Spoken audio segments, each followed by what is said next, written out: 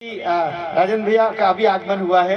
मैं चाहूंगा कि आप उन्हें भी जो स्वागत सत्कार की सारी जो बेला है वो पूरी करें और मंच पर आकर के पूरी होना हो तो वैसा करें जैसा आप वहाँ से करते हैं। जैसा भी ताली बजा, मैं हम सब कवियों से भी प्रार्थना करते हैं कि सारे अतिथि हमारे आगमन और निर्गमन चलता रहता है, लेकिन आगमन बड़ा महत्वपूर्ण होता है। थोड़ा विलंब तो चलता है लेकिन वे आए हैं और इस आशय के साथ में कि जितने बंधु आए हैं आखिरी तक, विनीत जी चौहान तक हम पूरी एक परिक्रमा काव्य की करेंगे। दूसरे चरण में जो रुकते हैं न रुकते हैं कोई बात नहीं, लेकिन पहला चरण हम पूरा सुनेंगे, ऐसी कोशिश करेंगे। आपके अधरों पर मुस्कुराहट आए, आनंद की बेला आए, इसके लिए पहला कवि आपके बीच में रखना चाह रहा हूँ। लेकिन उसके लिए ऐसा वातावरण तो मैं दे नहीं सकता कि जिसमें बिल्कुल इधर से उधर सब अपने हाथ बटोरे हुए हैं। वो देखो दो बिल्कुल जय वीरू एक ही कंबल में पट्टे लिपटे हुए हैं। मुझे पता है पुरुष अगर आपस में से इसी कंबल में लिपट के रखते हैं तो ये दोस्ती का प्राकटीकरण है, दोस्ती है, बहुत अच्छा। लेकिन मुझे पता है दो दोस्त ऐसे बहुत पास में एक सोफे पर बैठे थे, आसपास भी भीड़ थी। एक दोस्त ने दूसरे से कहा कि यार मुझे तम्बाकू खाई है, अब जाके थूकूं कहाँ? दूसरा दोस्त बोलता है ऐसा कर, तेरे पास में जो दूसरा बैठा है ना उसके कोट की जेब में थूक दे। अरे बोले उसको पता चल गया तो? वो दोस्त बोले क्या खाक पता चलेगा, आधा घंटे से मैं तेरी कोट की जेब में थूक रहा हूँ। तो आनंद की वेला है, आनंद की बेला है। अभी हमारे मीडिया के बंधु आए, मुझे नाम अजीत भाई का और बहुत सारे नाम बताए। मुझे तो ध्यान आ रहा है सांसद जी गजेंद्र भैया और राजेंद्र भैया, मुझे ध्यान आ रहा है मीडिया के बंधु बैठे हुए हैं। मीडिया से एक संस्मरण मुझे ध्यान आया। एक बार एक बंदरी ने एक बंदर को कहा, विनीत भाई एक बंदरी ने, ये जनरली है ना ये स्त्रीलिंग जो पुल्लिंग को ऐसे ही करते हैं। एक बंदरी ने एक बंदर यानी एक बंदर से कहा कि मैं तो तुमको तब मानूं जब तुम शेर की पूंछ मरोड़ दो। बोले क्या बात करती, शेर की पूंछ मरवाएगी क्या? बोले मैं तो तुमको अपना बंदर तब मानूं जब तुम शेर की पूंछ मरोड़ दो। अब बंदर को ताव आ गया, रंजीत भैया बंदर को ताव आया। परशुराम भैया, रंजीत भैया, आप दोनों जोड़ी से बैठे, मैं आपको प्रणाम करता हूँ, आपका विस्मरण के पुराने खिलाड़ी है। तो उसको बंदर को ताव आया कि बंदरिया ने बोल दिया कि शेर की पूंछ मरोड़ना है। वो गया जंगल में, एक जगह शेर बैठा था पेड़ के नीचे, शेर की पूंछ मरोड़ी, जैसे ही पूंछ मरोड़ी वो डाली पे चढ़ गया, बंदर डाली पे चढ़ गया। शेर ने ऊपर से फिर अपनी छलांग मारी, वो नीचे कूद गया। अब आगे बंदर, पीछे शेर, आगे बंदर, पीछे शेर, आगे बंदर, पीछे शेर। अब आखिर बंदर और शेर की दौड़ में तो अंतर होना ही था। बंदर थक गया। एक जगह अखबार का कोई पन्ना पड़ा हुआ था, जंगल में अखबार का पन्ना पड़ा हुआ था, कहीं उड़ता जा रहा था, वो थका हुआ था बंदर। उसने झट से अखबार का वो पन्ना उठाया और एक पत्थर पर बैठ गया और ऐसे आड़ा कर लिया। अब उधर से पीछे शेर दौड़ता हुआ आ रहा, आनंद लेना। अब शेर दौड़ता हुआ आ रहा और दौड़ते उसने पूछा, अरे भाई इधर से वो एक बंदर जाता हुआ दिखा था क्या? अब बंदर बोलता, अखबार की ओट में बोल रहा, बोले एक बंदर इधर से भागता हुआ गया था, दिखा था क्या? शेर ने पूछा। अब बंदर जवाब देता, वही बंदर तो नहीं जो शेर की पूंछ मरोड़ गया। यहां तक नहीं, आनंद तो अब आएगा। अब शेर एकदम रुक के बोला, क्या इतनी जल्दी अखबार में भी छप गया? तो मीडिया का काम ये होता है। मीडिया के सारे बंधुओं को प्रणाम करता हूँ। मुझे पता है कभी मिनट से पहले आप लोग लाइनें लिखवा लेते हो, ये वो शेर वाले ही काम है। एक बार मीडिया के सारे बंधुओं के लिए ताली वाली बजा दीजिए। पहला कवि आपके बीच में भेजता हूँ, जिसका नाम है लोकेश जड़िया, राजा भोज की नगरी से आया है। इतनी कम तालियों से काम नहीं चलेगा, जोरदार तालियां प्रिय लोकेश जड़िया के लिए, मेरे छोटे भाई के लिए।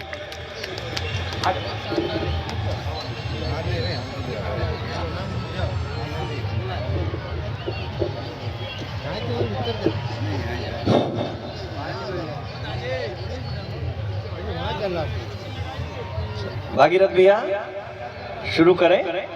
हाँ दीदी, सच में भागीरथ भैया को ही मैनेजमेंट का अधिकार है। इस कवि सम्मेलन को आप इतनी देर से देख रहे सांसद महोदय, सब अगली बार जितनी बार भी हो हर समय मेला समिति का अध्यक्ष इन्हीं को बनाना। एक हार से कम 40 स्वागत करवा दिए इनने।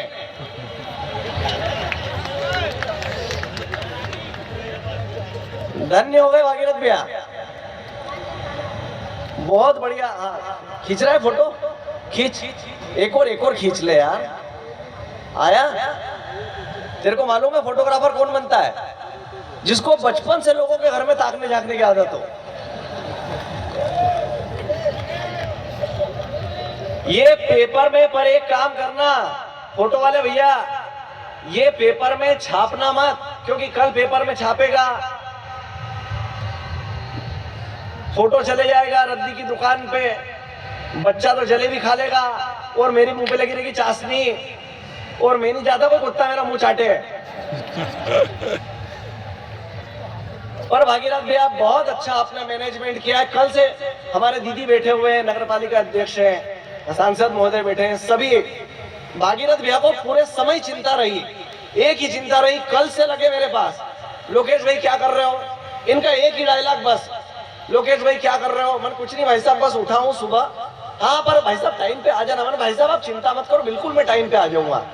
फिर दोपहर में फोन लगा रहे, लोकेश भाई क्या कर रहे हो? मैंने कुछ नहीं भाई साहब, बस पेपर में थोड़ी देर आया हूँ, क्लिनिक पे पेशेंट। हाँ पर बेटा टाइम पे आ जाना। मैंने भाई साहब आ जाऊंगा, आप चिंता मत करो। फिर भी चैन नहीं इनको। शाम को 5 बजे फोन लगा रहे, लोकेश भाई क्या कर रहे हो? मैंने कुछ नहीं भाई साहब, बस घर पे आया हूँ, संध्या वगैरह करूँ। हाँ पर बेटा टाइम पे आ जाना। मैंने भाई साहब आप चिंता मत करो, बिल्कुल आ जाऊंगा। बस इनका डायलॉग खत्म ही नहीं हो रहा, क्या कर रहे हो? रात को फिर 9 बजे फोन लगा रहे, लोकेश भाई क्या कर रहे हो? मैं कुछ नहीं भाई साहब, घर आया हूँ, खाना वाना खाऊंगा, आप सोने की तैयारी। हाँ पर बेटा टाइम पे आ जाना। रात को 3 बजे फोन लगा के मेरे से पूछ रहे, लोकेश भाई क्या कर रहे हो?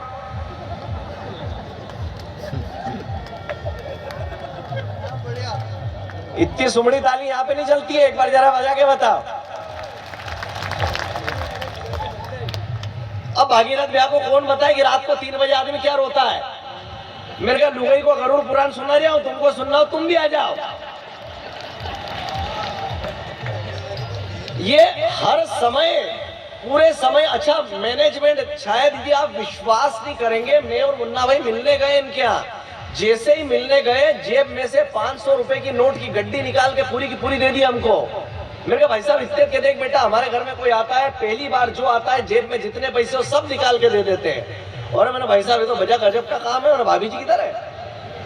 अंदर से आप विश्वास नहीं करेंगे, भाभी जी को बुलाया, भाभी जी ने 2000 के नोट की पूरी गड्डी निकाल के दे दी। मैंने भाई साहब इतने के नहीं बेटा, देख हमारे घर में कोई पहली बार आता है जेब में जितने पैसे निकाल के दे देते हैं। हमारा मुन्ना भाई बोले कि ये काम करो, महीने में 2 बार इनके तो पाँव पड़ने आ जाया करो। मैंने कहा चलो भाई साहब चले कि हाँ बेटा जाओ। हम जाने लगे दीदी, जैसे ही जाने लगे अंदर से इनके बच्चे को आवाज लगाए, बेटा चिंटू अंकल जी जा रहे हैं, प्रणाम करो।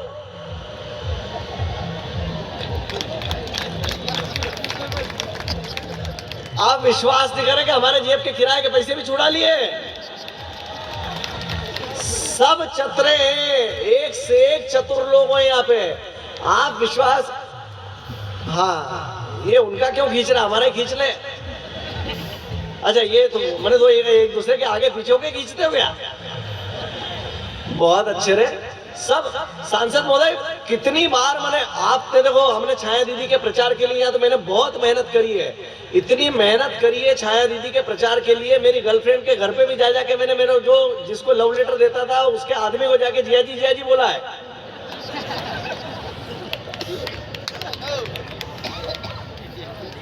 सारी मेहनत करी है, आप सबको भी मेहनत करना पड़ेगी। थोड़ी ठंड है लेकिन हमारी भी देखो तालियां जब चलेगी तब जितना आप साथ देंगे। कई हमारे कुनबे के बड़े कवि कुंवर जी बेचैन ने कहा है कि पूरी धरा भी साथ दे तो और बात है, तू जरा भी साथ दे तो और बात है। और चलने को तो लोग चल रहे हैं एक पांव से, पर दूसरा भी साथ दे तो और बात है। जिम्मेदारी आपकी बड़ी होगी, आप जितना साथ देंगे। मैं तो ब्राह्मण का बच्चा हूं, मेरे को सब आते हैं, मरण के, गरण के, ब्याह के, शादी के सब मंत्र आते, पर ये समझ नहीं पड़ता कौन सा कहां पढ़ना है। आता सब है, मैं सब कर लूंगा दीदी, पर बस आपको साथ चाहिएगा। अभी विश्वास नहीं करेंगे, हमारे सांसद महोदय आपने मेरे को एक बार पहुंचाया था वो पटेल वाकिया खेत पे कथा करने के लिए। आप कथा करने के लिए चले गए खेत पे, बरछट इधर हवा चल रही, कथा चालू करी कि एक समय नैमिषारण्य में शौनकादि आदि 88,000 ऋषियों से श्री सूत जी ने पूछा, और जोर से हवा चली। अब हवा चली तो अपन अपने आप को संभाले, वो पोथी को संभाले। वो पोथी के 8-10 पन्ने उड़ गए और किसी को समझ नहीं पड़ने दी। कथा खत्म। ओम जय जगदीश हरे, जाओ अपने अपने घरे। वो पटेल की विशेष है कि पंडित जी कथा तो बहुत अच्छी करते हैं, करते ही है, पर कि उसमें लीलावती कलावती नहीं आई, मन मर गए, वो वाले पन्ने उड़े थे। अब ब्राह्मण का कॉन्फिडेंस देखना और इस कवि समूह को खोलना। मैं मेरी चौरन चटनी सारी करूंगा, मैं जब तक आप नहीं खोलोगे मैं मेरे सब काम यही करा करूंगा। वो पटलन माँ आके बोली कि क्यों रे लीलावती कलावती नहीं आई। मन देखो पटलन माँ, ये लीलावती कलावती साधु नामक वेश्य की लड़की है, अच्छे घराने की लड़की है, तुम एक खेते खेत बुलाओगे तो नहीं आएगी। ठीक है ठीक है ठीक है लोगे, ठीक है, ढंग से कराओ तो अगले दिन फिर पोथी लेके अपन फिर तैयार। काम कॉन्फिडेंस होना। दीदी मैंने कहा ना, एक बार भाई साहब मेरी शादी हुई। अच्छा आप सबकी 10-10 20-20 बार हुई है। मैंने मेरी पत्नी को पहली, आप अच्छा खरगोन मेरे लिए बहुत अच्छा, मैं पहली बार यहाँ पर ही लड़की देखने आया था। पहली बार लड़की यहाँ देखने आया। लड़की यहाँ की वो बरवे साहब की छोरी थी दीदी, सामने वो बैठी, मैं भी बैठा। दोनों ने आधे घंटे तक एक दूसरे को देखा। ना आधे घंटे वो कुछ बोली, ना आधे घंटे मैं कुछ बोला। फिर मुझे ही अंदर से आया कि तू मर्द है, तुझे ही बोलना चाहिए। फिर मैंने बोला कि आप कितने भाई बहन हो दीदी? तो भाई साहब इतना मेरे साथ तो हर समय ये फंदे होते ही है। मेरी शादी के समय विदाई हुई, वो मेरा साला बार बार आके ने यार जिया जी, ओ जिया जी, अरे मैंने क्या रो रहा है, ये मेरी बहन एक ही है। मैंने कहा घबरा मत, मैं भी अच्छे से नहीं, आप बहुत ध्यान रखना जिया जी। अरे मैंने कहा मैं ध्यान रखूंगा तो, पर जिया जी बहुत ध्यान रखना मेरी बहन का। अरे मैंने कहा तेरी बहन को मेरी बहन समझ के रखूंगा बस। कोविड जैसी महामारी के बाद में साहब हम सब जीने के लिए तैयार हैं, हंसने के लिए तैयार हैं। सबसे बड़ी बात तालियां तब बजा लीजिएगा कि इस महामारी के बाद भी आप सब जिंदा बचे हुए हैं। सही बात, वाह। जी लीजिएगा साहब, जीना प्रारंभ करिएगा, क्योंकि कहीं उर्मिलेश जी ने कहा है, बेवजह दिल पर बोझ ना भारी रखिए, बेवजह दिल पर बोझ ना भारी रखिए, जिंदगी जंग है, इस जंग को जारी रखिए, और कितने दिन जिंदा रहे ये ना सोचिए साहब, किस तरह जिंदा रहे इस बात की शुमारी रखिए। थोड़ा सा जीना प्रारंभ करिए। खोलिएगा इस कवि सम्मेलन को, हमने मृत्यु के बाद में जीना प्रारंभ करा है। आप देख लीजिएगा, विश्वास नहीं करेंगे, मेरे मोहल्ले में सांसद महोदय एक ही परिवार में 3-3 लोग मर गए। उसकी माँ, पिता, पत्नी, माँ मरी, पट्टा 3 दिन रोया, पिता मरे 4 दिन रोया, पत्नी मरी 15 दिन तक रोया करा। मैंने कहा क्यों रे? तेरी माँ मरी 3 दिन रोया, पिता मरे 4 दिन रोया, पत्नी मरी 15 दिन से रो रहा कि कुछ नहीं भाई साहब। माँ मरी तो मोहल्ले की ढेर सारी औरतें आके बोली घबरा मत, हम तेरी माँ जैसी है। पिता मरे, कई सारे डोकरे आए, बोले घबरा मत, हम तेरे बाप जैसे। आज 15 दिन हो गए। अच्छा लोगे। हमने जीना भूल, आप विश्वास नहीं करेंगे, कोविड में ऐसी वो अर्थी ले जा रहे, राम नाम सत्य सत्य बोलो गत्ते, राम नाम सत्य सत्य बोलो गत्ते। उसकी पत्नी मर गई, वो कंडा ले लेके आगे जा रहा है, और वो किस्मत से करती अर्थी न जाने किसी एक बिजली के पोल से टकरा गई, वो करंट लगा, पत्नी जिंदा हो गई। ये कर रहे, उसकी लुगाई जिंदा हो गई है। ये क्या, वो लेकिन घर आ गए सांसद महोदय। 15 दिन बाद वो औरत फिर मर गई। वो कंडा लेके आगे आगे वही चालू हो, राम नाम सत्य सत्य बोलो गत्ते, राम नाम सत्य सत्य बोलो गत्ते। वो कंडा लेके आगे आगे चिल्ला, वो ठंबा बचाना रे। हम इतने हर समय आनंद में जीने वाले, मृत्यु के बाद भी हम जीने वाले लोग हैं साहब। आप विश्वास नहीं करेंगे, हम छोटी छोटी चीजों में आनंद लेते हैं। और निमाड़ का आदमी अपनी छोटी छोटी चीजों में आनंद, निमाड़ की एक अपनी लोकल लैंग्वेज के मजे हैं। आप देख लीजिए, ऑफिसर्स रैंक के लोग हैं, ऑफिसर्स रैंक के लोगों न जाने कहा इधर जाएंगे उधर जाएंगे, लेकिन निमाड़ की अपनी एक मस्ती है। आप देख लीजिए, कई लड़कियां जो भी यहाँ पढ़ी हुई है लेकिन इंदौर पढ़ने जाए तो उनकी लैंग्वेज चेंज हो जाती है। जैसे ही इंदौर जाएगी उन लड़कियों की देखना, एक्चुअली ऐसा है ना, इंदौर में कितना रश रहता है ना, और एक्चुअली इतना पोल्यूशन रहता है इंदौर में, मैं कंदरा कंदरा जाती हूँ क्या की। अच्छा लोकेश, हम कितना बदलेंगे साहब, कितना बदलेंगे। रोज नया फैशन, रोज नए लफड़े, इस चक्कर में कम होते जा रहे कपड़े। कहीं फटा, कहीं पर जोड़ दिया, जो ढकना था वो छोड़ दिया। एक संस्कृति को हम भूले, दूजी में हम मग्न हो गए। अरे जितने हम शालीन थे उससे ज्यादा नग्न हो गए। बढ़िया है, बढ़िया। कितना बदलेंगे साहब। आप देख लीजिए, नए नए लड़के की शादी हो, उसके कमरे में चले जाओ, खुशबू मिलेगी लक्स, पॉन्ड्स, जियो, परफ्यूम, और 6 महीने बाद उसके कमरे में चले जाओ, वही झंडू बाम, विक्स, रामदेव बाबा की सीडी। कितना बदलेंगे साहब, कितना बदलेंगे। अच्छा, आप देख लीजिए, नए नए लड़के आपस में बातें करते हैं शादी के पहले, तेरे बिना मैं नहीं, मेरे बिना तू नहीं, और शादी के 6 महीने बाद आज या तो तू नहीं। आप भी थे। ये सब स्थितियां हो गई है, हम बदल गए हैं। अभी परसों के दिन ही पत्नी से मैंने ऐसे मजाक में पूछ लिया कि यदि मैं मर गया तो तू किसके साथ रहेगी। वो रोने लग गई, भाई साहब। अरे क्या सुबह सुबह से गेली गेली बात कर रहे हो। अरे मैंने, उसमें क्या हो गया, मरना है, शाश्वत है यार, क्या करना है। मर गया तो किसके साथ रहेगी। ये कुछ नहीं, आप मर गए तो मैं मेरी छोटी बहन के साथ रहूंगी। मैंने सोचा कि ठीक ठाक जगह रहेगी। आधे घंटे बाद भाई साहब उसका दिमाग खराब हुआ, उसने कहा कि यदि मैं मर गई तो तुम किसके साथ रहोगे। मेरा विचार भी तेरी छोटी, और ये वही लोग ताली बजा रहे जिसके विचार मेरे विचार से मिलते हैं। हम नई दुनिया में प्रवेश कर रहे हैं, लेकिन जा कहाँ रहे साहब।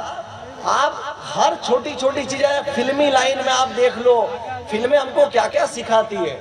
आप देख लीजिए, फिल्में हमको ऐसी ऐसी चीजें सिखा रही है हमारे समझ के बाहर।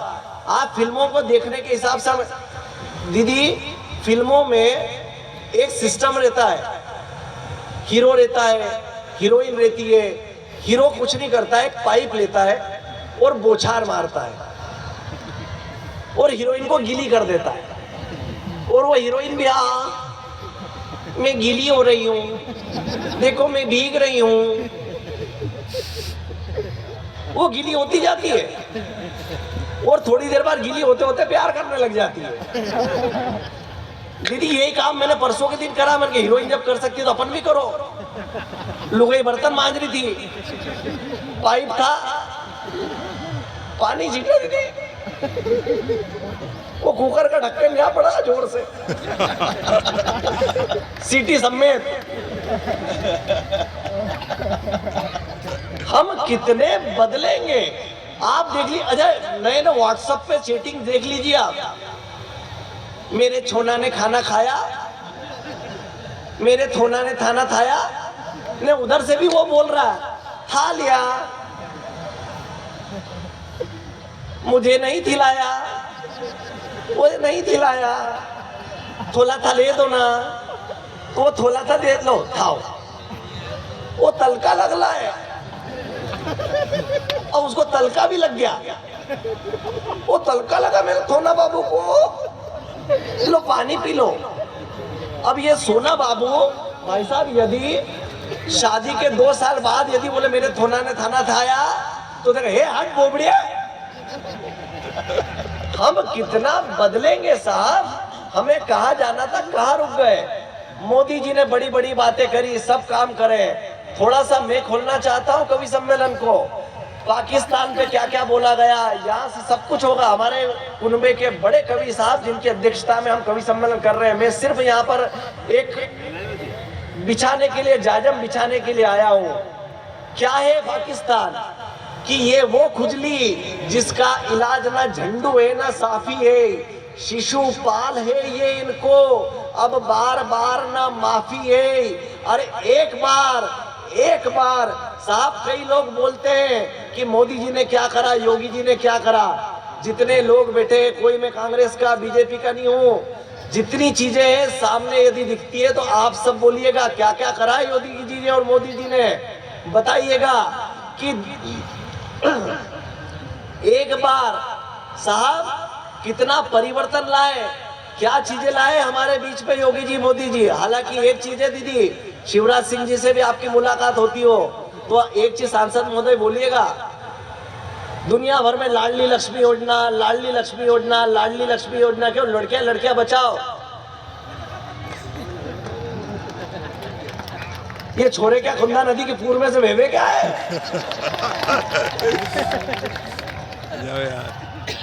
नहीं, अभी तो ठंड ऐसी बढ़ रही है, डोकरे बचाओ, न जाने कितने निपट जाएंगे। नहीं तो शिवराज सिंह जी ने अच्छी अच्छी योजना चलाई, पर हुआ क्या कि दमक उठी है दिव्य काशी।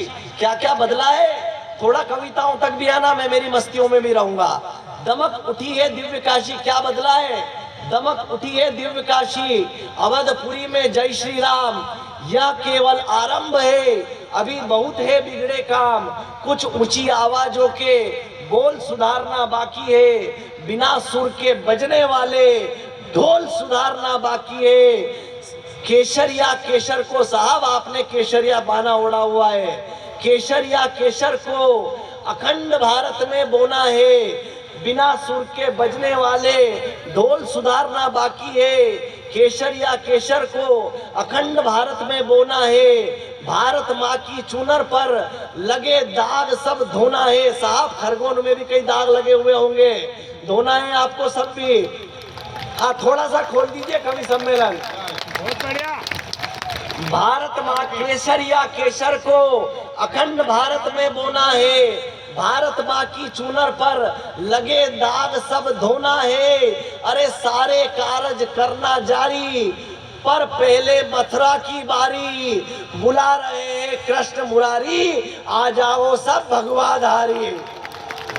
वाह वाह, कितने जने जा रहे हैं। मेरा देश ऐसे आगे नहीं बढ़ा है।